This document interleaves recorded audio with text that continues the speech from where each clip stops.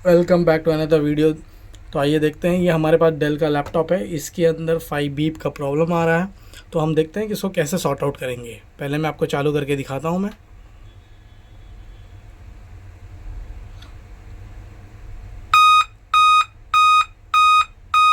तो आपने अभी सुना करके इसमें 5 बीप का प्रॉब्लम होता है। तो इसमें आपको करना क्या है, इसमें CMOS बैटरी आपको सिर्फ चेंज करना है, रिप्लेस कर देना है बस।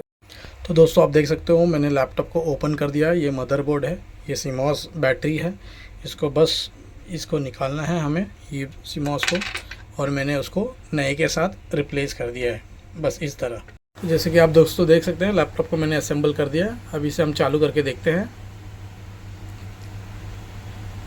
तो दोस्तों आप देख सकते हैं हमारा प्रॉब्लम सॉल्व हो चुका है करके। तो ऐसे ही लैपटॉप से रिलेटेड की जानकारी के लिए हमारे चैनल को सब्सक्राइब कीजिए, हमारे वीडियो को लाइक कीजिए और ज़्यादा से ज़्यादा अपने दोस्तों को शेयर कीजिए ताकि वो प्रॉब्लम का सलूशन पा सके। जय हिंद दोस्तों।